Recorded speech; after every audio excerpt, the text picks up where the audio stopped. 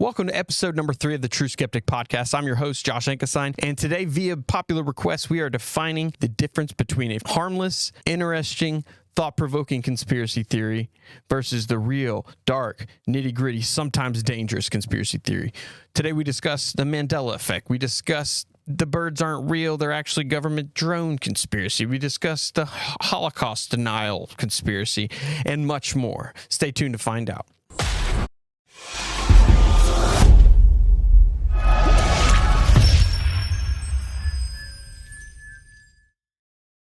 Welcome to episode number 3 in the Tru-Skeptic Podcast. This is Josh Ankesine, your host, and as always, I'm joined by the man, the myth, the legend, Coach Adam. Yeah, I love it. Yeah. Well, before we get into anything, I want to touch base and see how's podcasting going for you so far. well, Josh has been a life changer. Has it been? Let me get the camera on you because I'm a rook. Oh, nice. Yes, I mean the number of people have asked for autographs now. Oh yeah. I walk down the hallway and kids are like, "Hey, Coach Adams, can I go to the bathroom? You might sign this hall pass?" I'm like, "Yeah, go ahead. Absolutely." You know.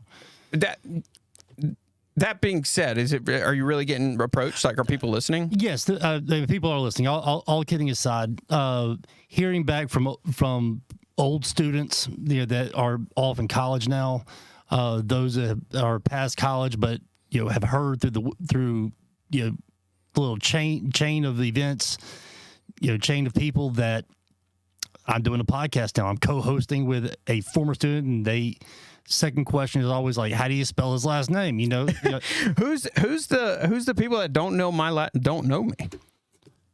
Well, the people who are like in school or graduated like 2 years. I forget 6 years. I forget how old you are. I really do. Yeah, and you just aged me for how long I've been in the classroom. Thanks, right? buddy. I'm like who doesn't know me? Like, how he get to school with me? Okay, cool. Then that makes sense. Just the demographics. Well, and me asking that, I just want to say how thankful I am for all y'all for the feedback and the loyalty. If it's for him or for me, whatever, it means a lot. Because right now, I sent you the numbers. What?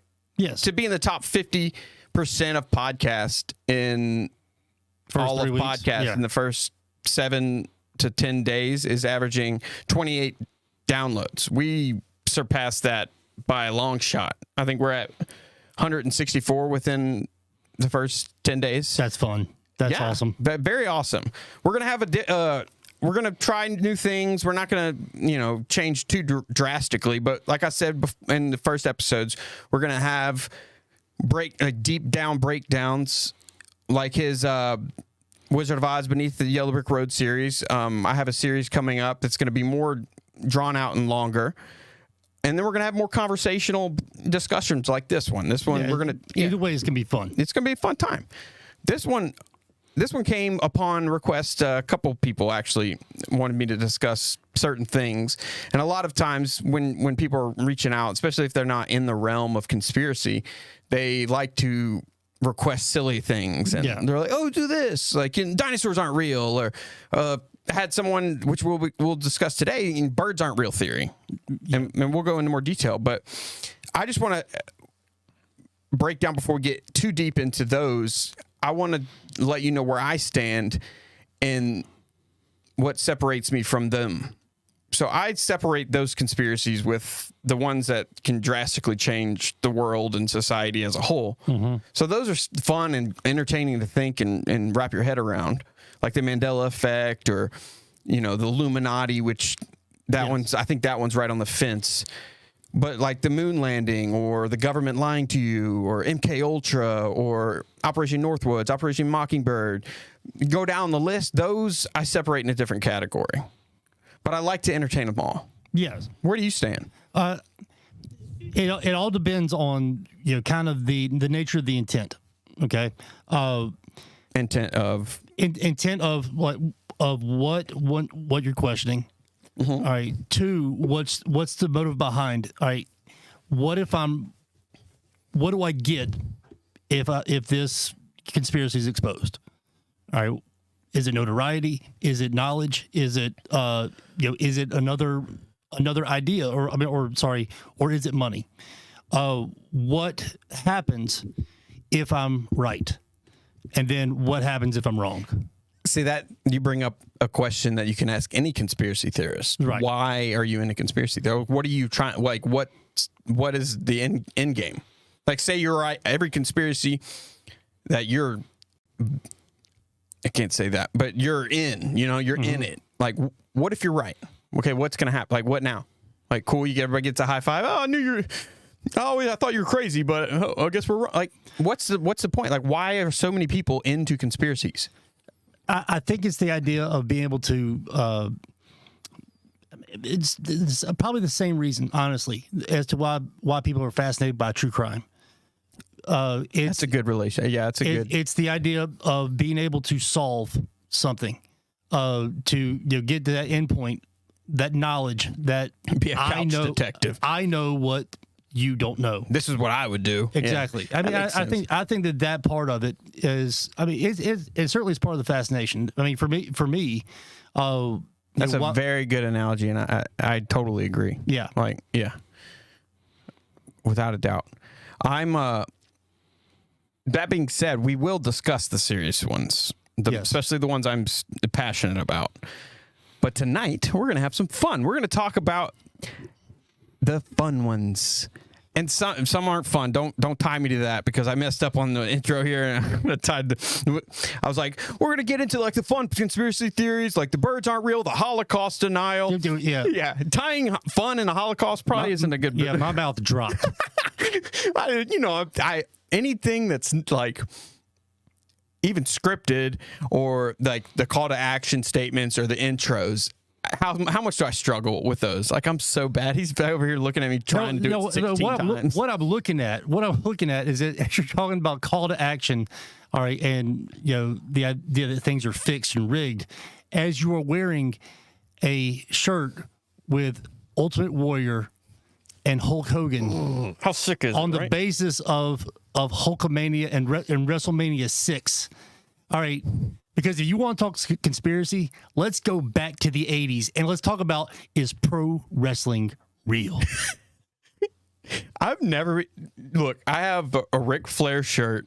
That's awesome. I've got that. The Ric Flair one's the first one I ever bought. I got a Ric Flair shirt. I've got Randy Macho Man Savage. I got this one, and I'm getting an Ultimate Warrior shirt too. It's in the mail, but I've never watched wrestling. Really? Ever. Oh, dude. Everyone's like, how? Like, you have all the shirts. Like, there's 6 shirts. All right. I want some Roddy Piper socks. Now, I have all, but like tonight I don't. You rock 6 socks? Are you a sock guy? Oh, yeah. I got last week for the Wizard of Oz, the first episode of that, or the first installment. I was wearing my Reagan socks. Your Reagan socks. Yeah, I have some Ronald Reagan socks. I have some Lincoln socks, JFK socks. Nice. You're not the first person to come Hamilton. on one of my podcasts that had a sock thing. Yeah, ironically, shout out to the King Millennial. Ironically, all the president socks I have they've all been shot. Or shot at. Or shot at, yeah. Yeah. Like, someone asked me if I mean, the JFK socks, they have a hole in them. I was like, oh, that's wrong. That is wrong. Kind of funny though. If you like morbid humor. That being said, before we get into the nitty gritty, dang it, I lost it. We're talking about pro wrestling. No, it was the president's thing. Oh, the socks? Oh, yeah, assassinations. Yeah. When they all got shot at. You never see it anymore. Do you think it's a understanding of society, mental health, and just upgraded security? Or do you think that they came to terms? Because I don't think a whack job kills a president out of the willy-nilly because they don't agree with their beliefs. Paid actors, maybe. Who knows? But do you think maybe now they realize that it's not practical to eliminate, not kill, eliminate a person physically rather than assassinate their character? No. No what? No. Do I think that... Like, that's the new form of assassination? You talking about kill them through the media? Yeah. I honestly, I hadn't thought about that. Yeah, that's I covered it on a pod. Like, if you're at ALP, you've heard me cover it before, but that's my theory. That's very interesting. But do I think that the trend of harming or whatever or assassination is going to stop? When's the last time a major politician has been assassinated? Assassinated? Or even threatened to be assassinated? Reagan was shot at. So I mean, exactly. That's what I'm saying. But I mean, someone threw a shoe at W. Bush. Remember when he dodged the shoe? He probably deserved it. I mean, but that's gonna be argued. It was a shoe. I mean, but good point you brought him up, because I think he's on the cusp of the change. Kind of like how I said my class is like the last generation of like the millennials. Well, I would not say that he's on the cusp of the change. I would think the change happened before him, and if you don't technologically, okay. And I'm talking about you take Kennedy, okay. Yeah, of course. When we talk about conspiracy theories, at some point in time, I mean, the picture of JFK and Jackie is in our poster here for the podcast. Kennedy was known. I mean, his extramarital affairs. Yeah. Didn't he have like a secret like door or wing to sneak them in and out? I don't think he had to sneak them. I mean, it was pretty widely known, except for to the American public. That was not considered the public's business. Like, the private life of the president was not the business of of America, because they had the image to uphold, right? But you go 30 years in the future. Yeah, that sounded awful. Okay. No, I know where you're going. I'm thinking of today's society. But you go 30 years. That is one thing that Bill Clinton is known for, right? Wait, what? Bill Clinton? I know. I'm just kidding. But it went from being not America's business to that action being an impeachable offense. Yeah. Well, that's a good point. But to be fair, it was in the Oval Office. So location matters. Okay, so hold on. I just had a thought. So that's a good point. I'm not hijacking your story. No, because I'm gonna piggyback off that. So, how did they get caught? Because look at all the nuance and stuff that goes on in politics, right? And the stuff that they clearly, like, now they'll openly on camera admit something, and a month later be like, yeah, that's a terrible idea. Like, sometimes I feel like I'm living in the Twilight Zone. I'm like, do you not, like, am I the only one that remembers that they said the exact opposite lie, and then no one calls them out on it, and they just go on?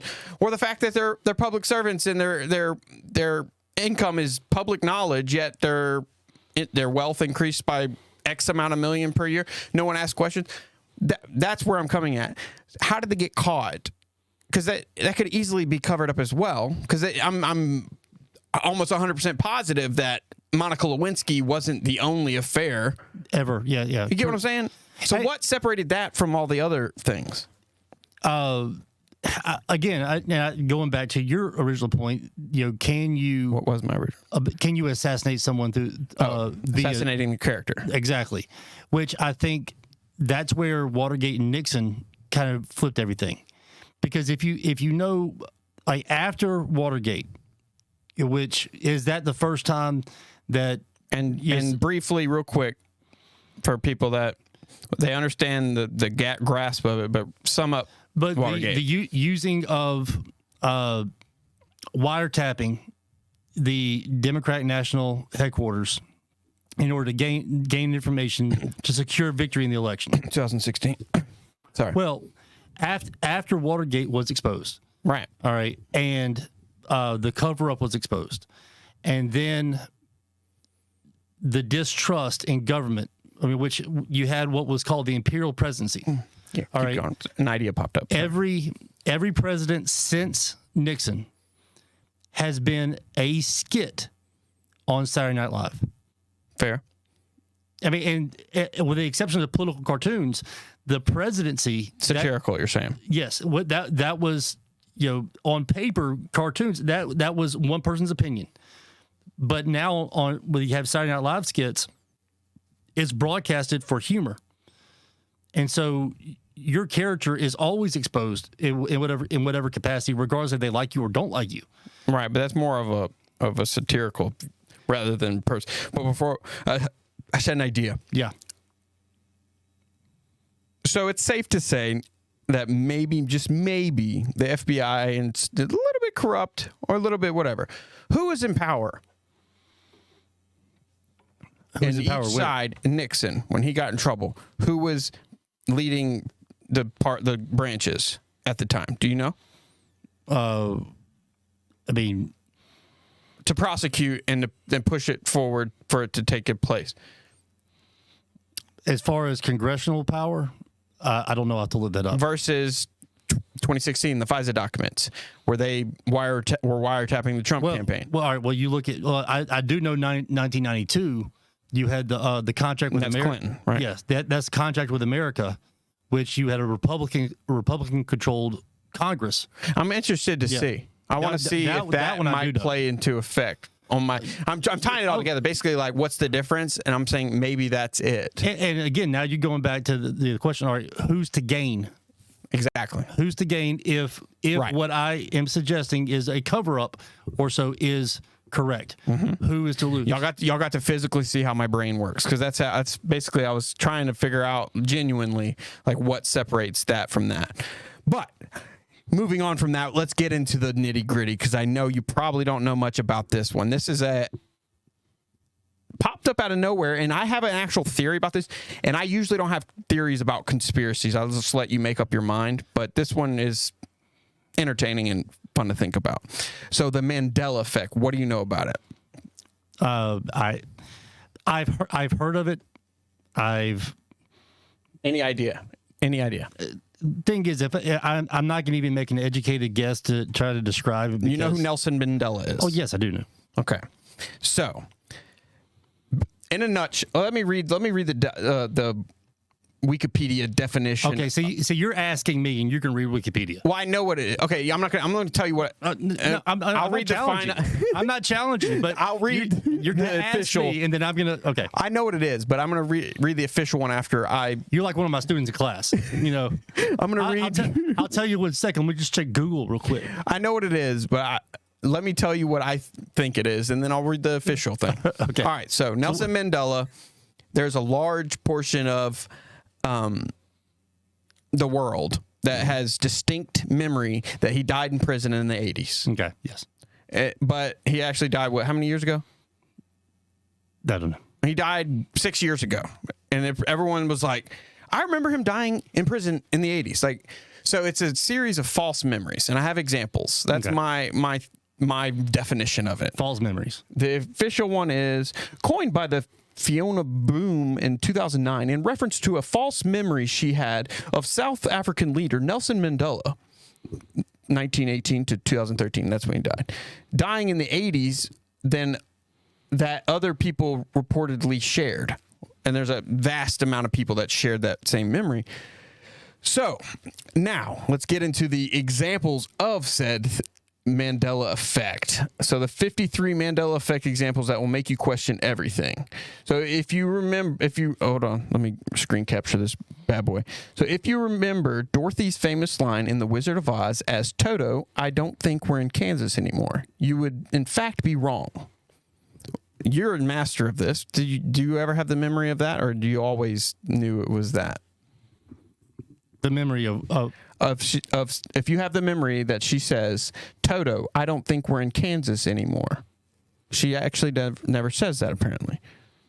So you would, in fact, be wrong. And as barely noticeable as the discovery may feel in this very moment, you are actually not alone. The eerie phenomenon where people collectively misremember events, historical facts, and other famous pop culture moments is called the Mandela effect.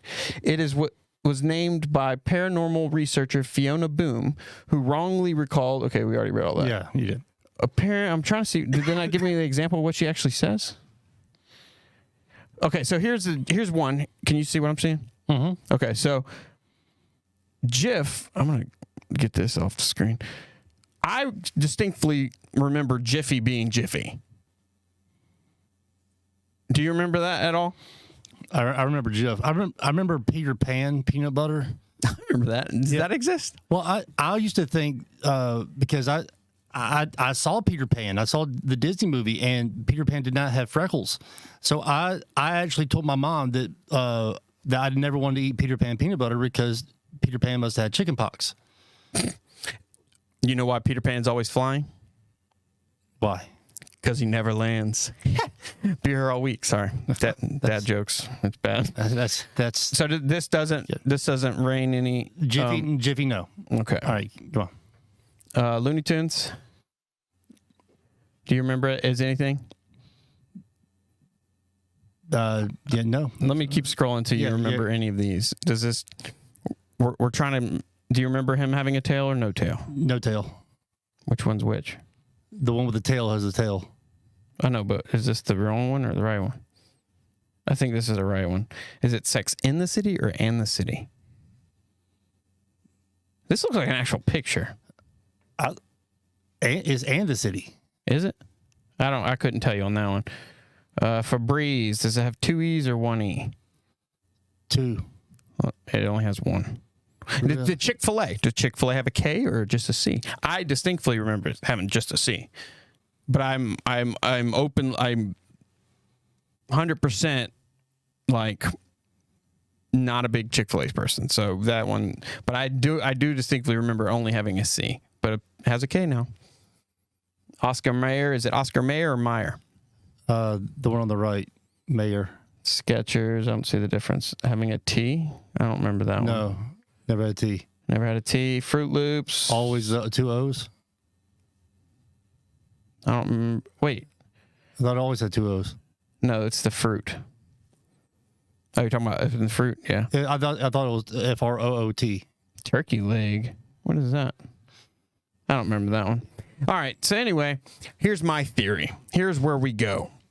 Here's where we get into the nitty gritty. So are you familiar with the CERN Hadron Collider? No. You really not?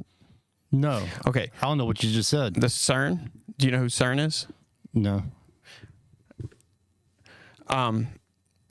I think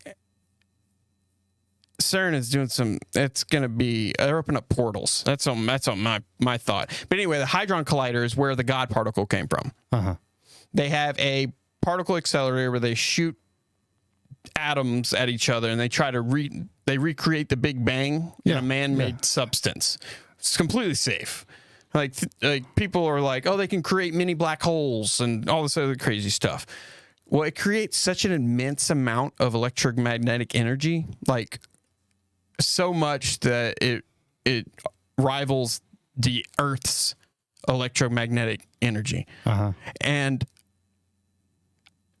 here's my theory, because they've just,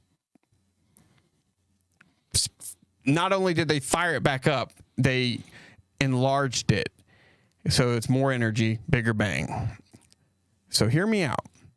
I think, what if this being in existence creates so much electromagnetic energy that it's pulling tidbits of parallel universes into ours, and it's changing little things. They're meshing together. That's my fringe theory. I always have a fringe. I have like a legitimate thought and like a fringe theory, and that's my fringe theory. So you believe this? You believe in superheroes? No. You don't believe in like the whole mutant gene then? No. I don't. I do. Not that people can fly or anything like that, but I mean, okay, let's go back to our past. Do you remember Coach Kerry Gleaton? Oh yeah, Gleaton. Yeah. I used to be enamored by his ability to throw a football very fast between his legs. Yeah, I was a long snapper. Do you know that? I remember that. I hated it. I mean, that's an ability that not everybody has. I mean, whoever knew that would be a superhuman thing, that I can throw a ball fast backwards. No, I've never seen him do it. You thought it was a superhero that he could just... No, I'm not just saying. I'm just saying that the idea, the concept that I can do this trait better than anybody else. That makes sense. I mean, that would be again like superhuman. Yeah. I mean, maybe, Josh. How'd we get into superheroes? Maybe my mind is just I use more a portion of my brain than others. Heroes. Okay, so are you trying to tell me that I'm a Looney Tune for thinking that? No, I understand it's fringe. I mean, do I think you're a Looney Tune? Absolutely not. I mean, the fact? I'm still trying to get over the fact that you're wearing a pro wrestling shirt, but you've never watched wrestling. I didn't. I mean, my goodness, I haven't. No, but that I don't necessarily believe that. But like I said, when I entertain things, I put myself there mentally. Okay. So I'm saying because the multiverse is becoming more of a hot topic and like a mainstream thing. I don't necessarily believe it, but it's entertaining to think. Yeah, because that was my thought, and then I watched the Cloverfield paradox or something where they had an energy shortage on the Earth, so they had a particle accelerator in space that was going to generate energy. Well, they ended up, and this came out after my theory. They released it on Netflix after the Super Bowl or something, and I watched it, and based off of my I got in the theoretical whatever, and I basically knew kind of things. I was filling in the blanks for my wife at the time. I was telling her oh, this is gonna happen, this is gonna happen, because they meshed with another parallel universe, and kind of getting back to the Philadelphia experiment where they were binded with the ship and stuff. That happened. It was interesting. I mean, look, I back in the 80s, I watched Back to the Future. I was like, man, that's cool. Yeah. I mean, I guess the flux capacitor. I mean, to wrap this one in a nutshell, what do you think is the cause, or how or why do you think there's so many people that share that false memory? Because this is a big thing. A lot of people are something will happen in their childhood that their mom used to do, like the Fruit of the Loom logo. Did it ever have a cornucopia thing on there? I distinctly remember them having, what is it? Did I say that right? Yeah. Is that what that is? You did. That's the little pilgrim looking thing? Mm-hmm. Yeah. I remember having it on there. It never was on there. It was never a logo. And I'm I remember that being there. But how do they, do you think it's just subjective? I don't get how people could share and be passionate memories. I mean, it's an interesting thought as to how we're all connected. And I was intentionally, trying not to go, kind of to go serious, but as you're bringing this up as far as shared memory, all right, real quick, if you don't mind indulging me in something that I've done in class. Actually, I did in class earlier this week. All right, whenever you think about, the existence of slavery. Mm-hmm. Okay. If you were to imagine a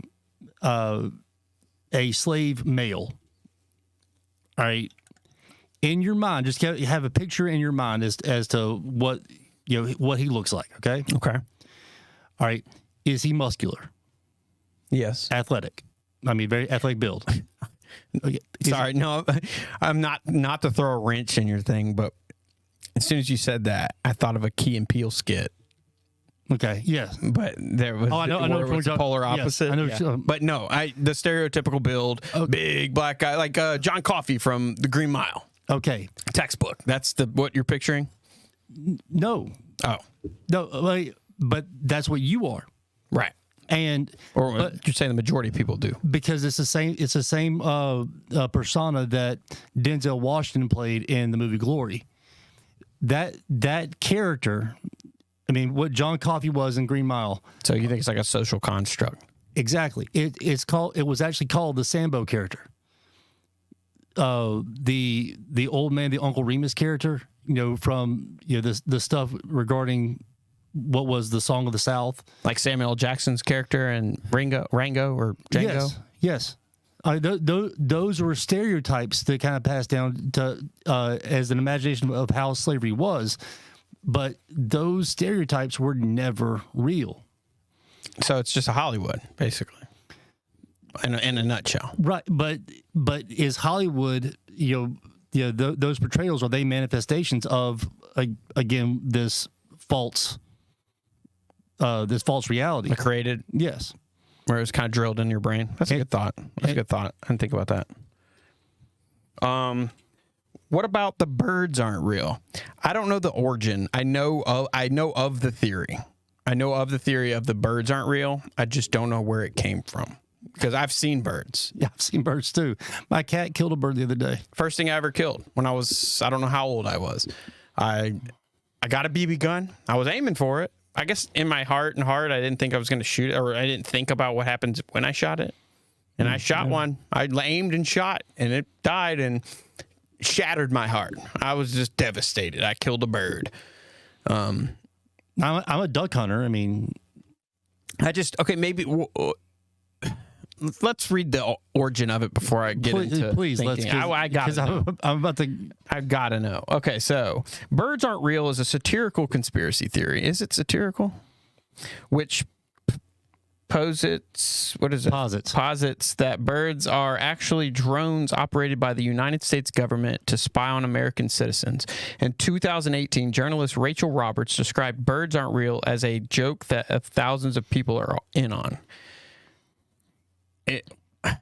Is it a joke? Because I feel like people are taking it serious. I hope so. I mean, is it the theory that every bird isn't real, or is it a theory that maybe they like put some out there with birds to blend in? I can kind of wrap my head around that for a sad, weird movie. I'm kind of one thing that I'm having trouble with on this is if you put this out there as a joke, what's the punchline? Right?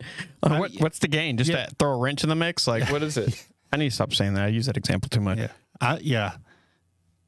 I mean, do you sit around with your friends? It's like, hey, watch this. Watch this one. It really is, because like I said before, when I was scared to share stuff, like some people go down the deep rabbit holes. Some people can't differentiate between like where to draw the line on not turning everything into conspiracy theories. And for example, like over 12 million Americans believe lizard people run our country. Like, you get what I'm saying? Yeah. All right. Where do they find the 12 million?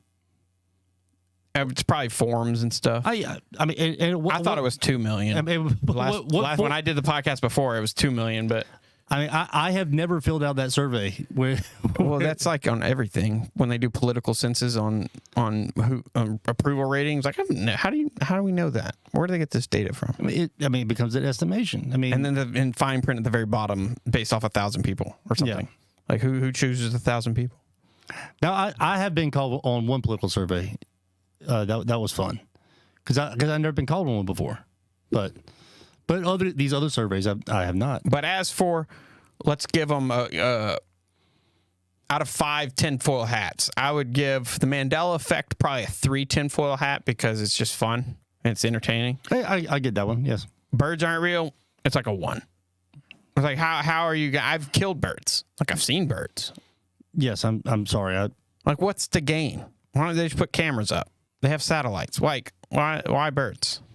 So that's like a 1 out of 1 tinfoil hat out of 5. Now, what about the Holocaust deniers? And let me reiterate: not the fun conspiracy theory. Yeah, not the fun conspiracy. Not the fun conspiracy theory.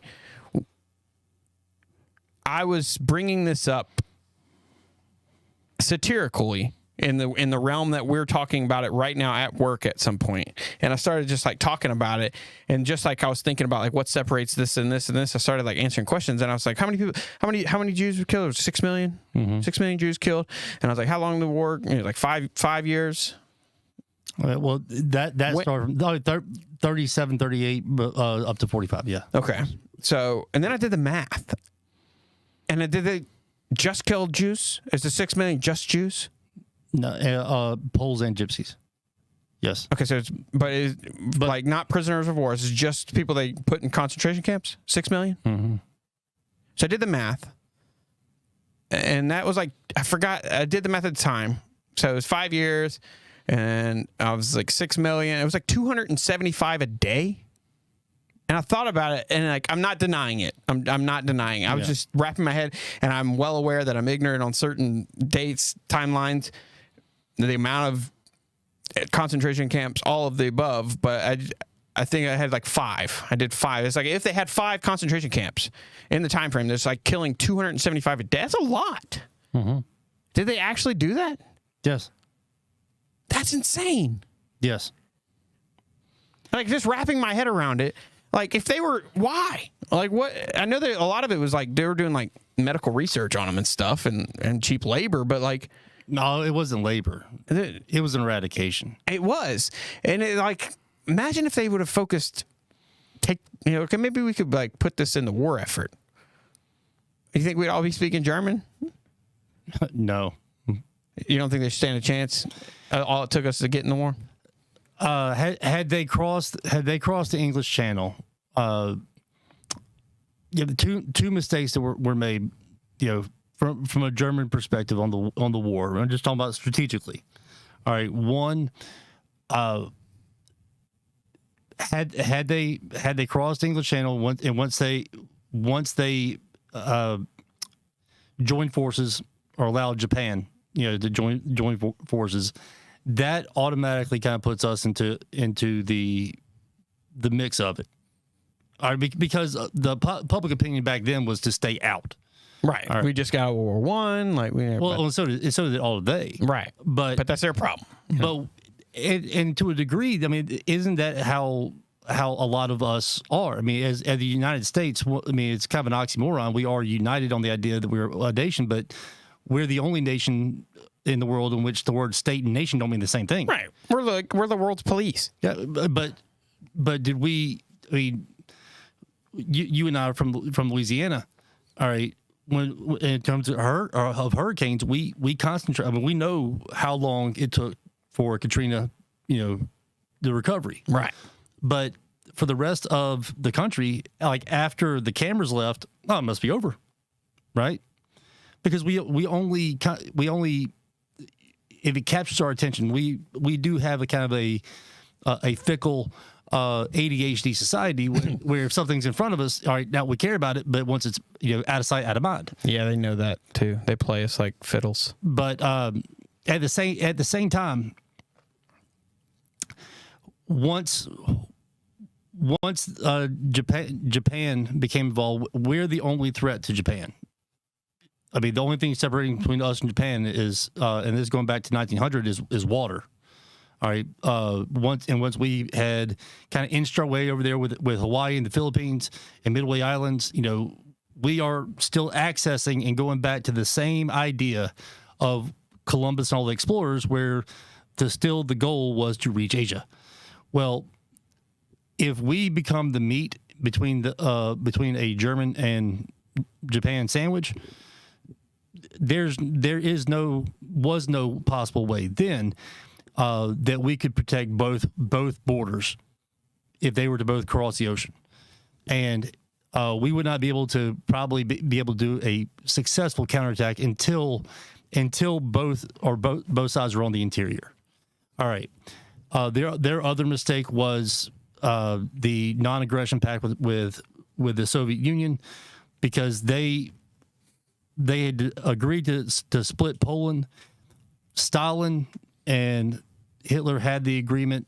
When the British and the French declared war on Germany, they did so with the idea that the Soviet Union was going to join them, because that's what had happened in World War I.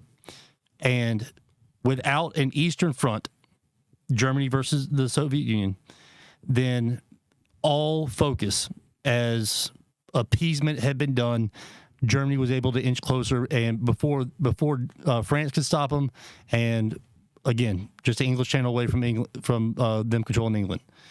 Once they open the Eastern Front, they're now preoccupied with the Soviets. They are preoccupied, throughout with all that they are doing. But if you are a person in the United States hearing about these atrocities, would you believe that actually could be done to someone else? No, it seems like a movie. I mean, it seemed because we've had. I mean, there was reason for skepticism because hold on. Now you say that, I have a theory, and it's not even a theory because of how skeptical I am. This guy. No, yeah. I think it's the most laughable thing. It's almost like he's on a queue. It's like, okay, tensions with Russia's at a null right now, or Iraq or Afghanistan's kind of boring. We need a distraction. Hey, Kim Jong-un, I need you to pretend to do that. Like, and then he goes, "Oh, I'm gonna attack you with my bottle rockets." Like we don't have satellite imagery and surveillance on every single nuclear site on the planet. Like it's crazy. I think North Korea is just the public boogeyman number one when they don't have anyone, and it's almost like a CIA state. No, I don't agree with that. Or used as it. Okay, that's possible.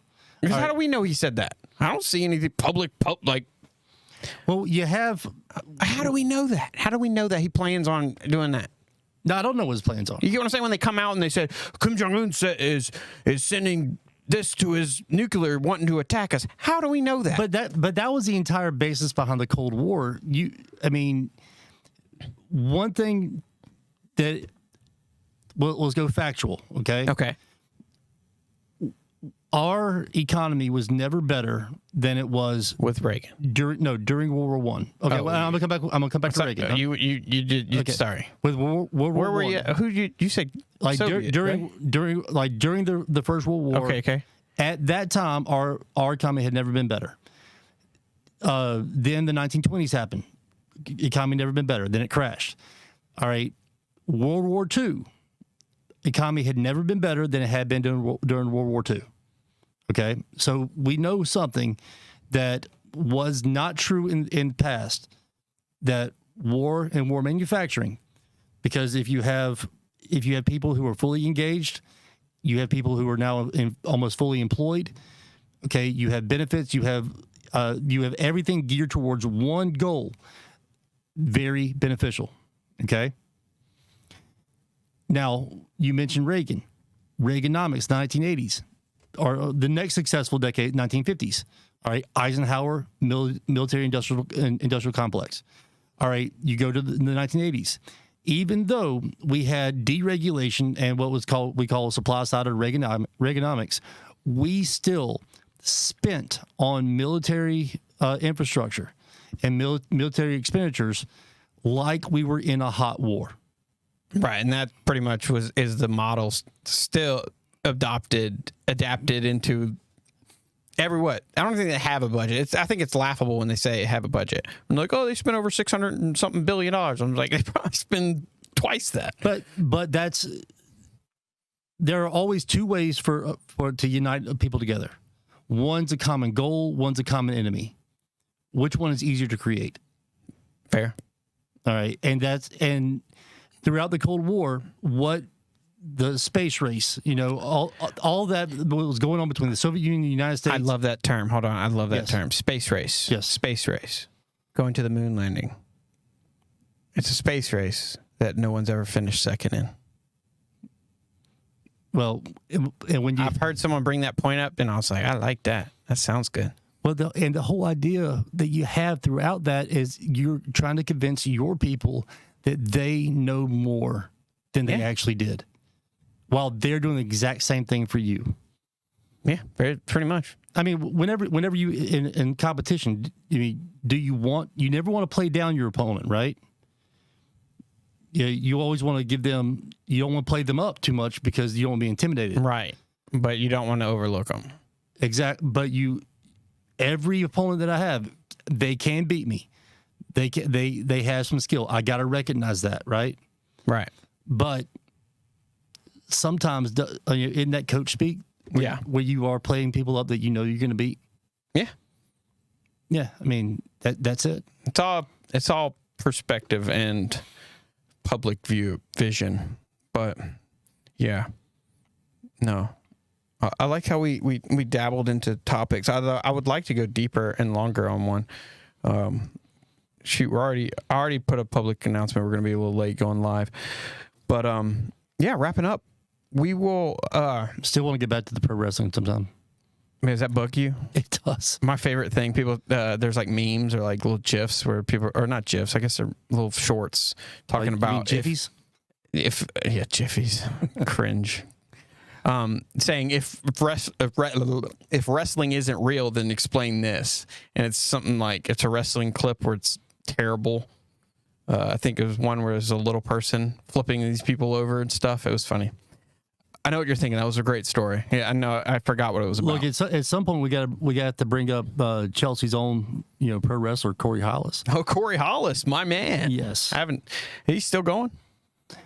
Yeah, he got back into it in January. Okay, that's. At some point I'll get to tell you a story like this after the pandemic. I went with Corey to what could only be described as a parking lot full of former Kmart shoppers. Nice. For a wrestling show, and I was selling his T-shirts for him. And little did I know that the table that I was at was going to be part of the show. That was fun. That's awesome. It was a fun experience. That's awesome.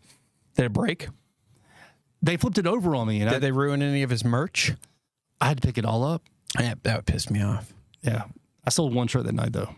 I'd have bought one. Well, I was the one that bought it.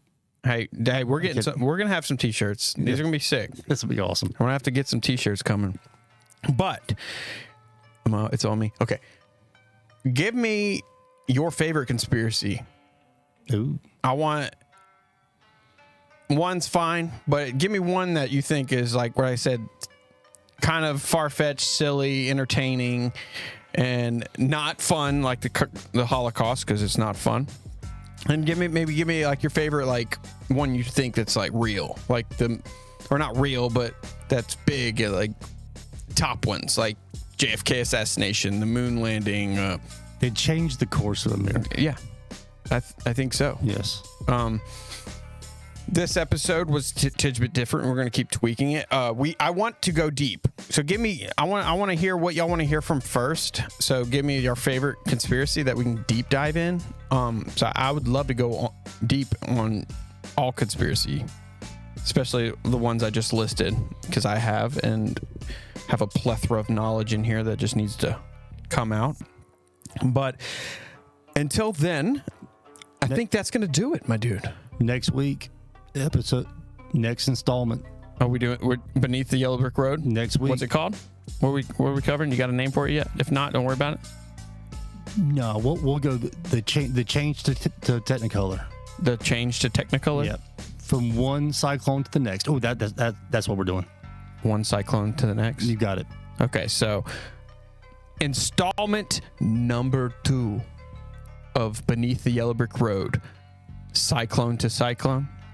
I like that one too. Yeah. One cyclone to the next. Mm-hmm. One cyclone to cyclone. You'll see it get leaked. Yes. It is what it is. If you enjoyed what you heard, please go rate and subscribe on iTunes, Spotify, any of the apps that you enjoy your podcast on. I'm there. So give us a subscribe or a follow, whatever it is on those apps. Also, go subscribe and like on social media. I'll be posting shorts there. I'll be hopefully hearing from you guys on what you want to hear. And that's going to be it, guys. Deuces. You've been listening to the Tru-Skeptic Podcast. Our passion is to piece together the puzzles of conspiracies, declassified documents, cover-ups, and secrets. We hope you've enjoyed the show. Make sure to like, rate, and review. And we'll be back soon. But in the meantime, to contact the show, send us an email at Tru-Skeptic Podcast@gmail.com. True is spelled T-R-U. Find us on YouTube and Facebook at Tru-Skeptic Podcast, and on Twitch, Twitter, and Instagram at Tru-Skeptic Podcast. We are your third eye, and we're always watching.